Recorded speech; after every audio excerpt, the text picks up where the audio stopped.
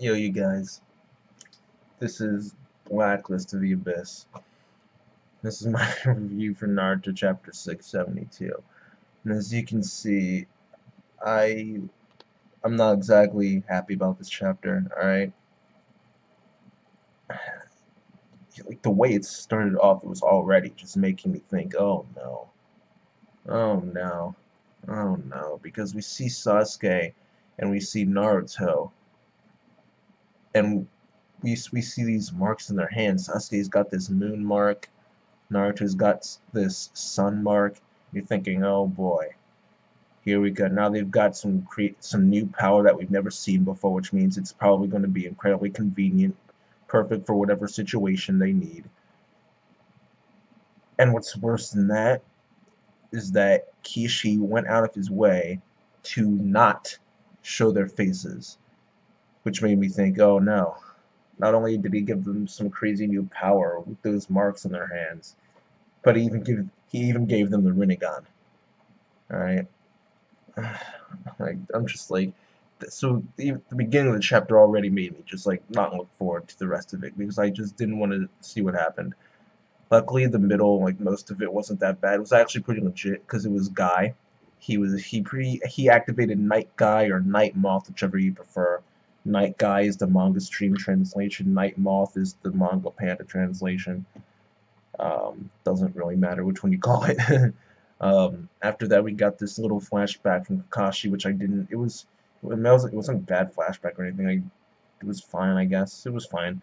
And Madara actually ends up. Well, I guess I could go into detail about it, but it's not really that important. It's just like Kakashi. Kakashi's dad telling him that guy is going to be big one day, like he's going to be strong, and that he's going to be stronger than he might even be stronger than Kakashi. So that's all. It was fine. It was like whatever. All right. After that, Madara he acknowledges Guy, which was cool. That was cool to see. And Guy, his skin gets dark. He gets these like marks on his body and stuff. It was actually pretty cool.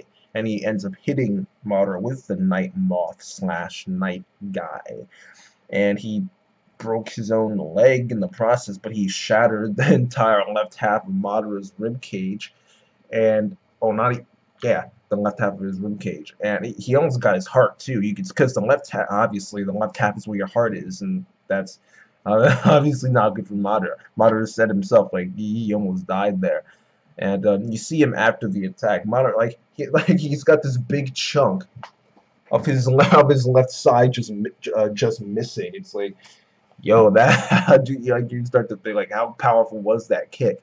Dang, all right. And after but we knew that that was going to be Guy's last attack. Kakashi was predicting it. Madara was predicting it. He could tell with his eyes that his life force was getting smaller and smaller. Yeah, he could tell that it was going to be his last attack, and it is. And when Guy hits the ground, his foot starts to turn to ash. So like his body itself is like turning to ash now. Like it's wow. that that's some crazy side effect. Um, but seeing as though Madara acknowledged him, he did that thing where um, I'll do you the honor of killing you myself, kind of thing, not letting you die from like being turned to ash.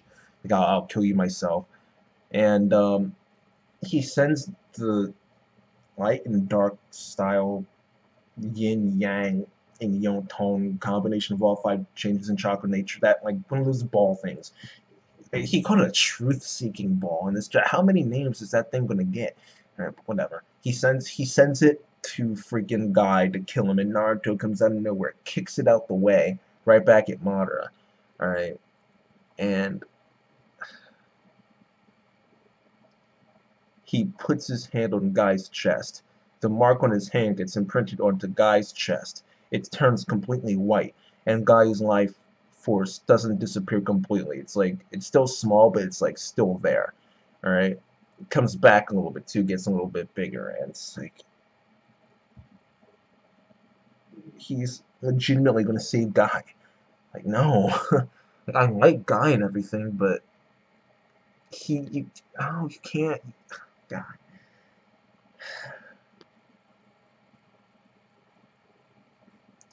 And at least he didn't give Naruto the Rinnegan, because we see his eye, we finally see his eyes, and it's like the combination Sage Mode plus QB eyes, which I do like those eyes. I liked them since I saw them the first time in Pain's Invasion. I've wanted to see them more often, so I'm glad he's got those instead of the freaking Rinnegan. Yeah, it would have been funny if rather than having those, he had eyes where it was just like a snowflake, like like a bunch of different lines, like one for each tailed beast. That'd be funny, in a bad way. It'd be funny in a bad way.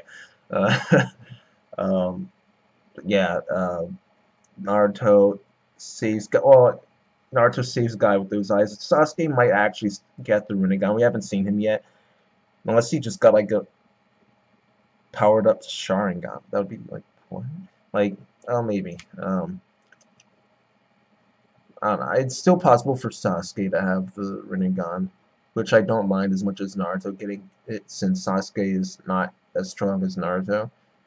So, yeah. Um, yeah, at the end of the chapter, Naruto says that he feels like he can change anything, which is a reference to him being able to change fate. Um, he's done it before with his own fate. Now he's doing it again here. He wants to, change the fate that the Senju and the Uchiha have, where they're constantly fated to battle each other. Um, I'm just the Guy Madara stuff is great. I mean, the chapter I mean, it was kind of short, but like it was still great. But then the Naruto stuff just brought it down. Just brought it down. Guy getting saved. So, oh my God. He still might die, but I doubt it.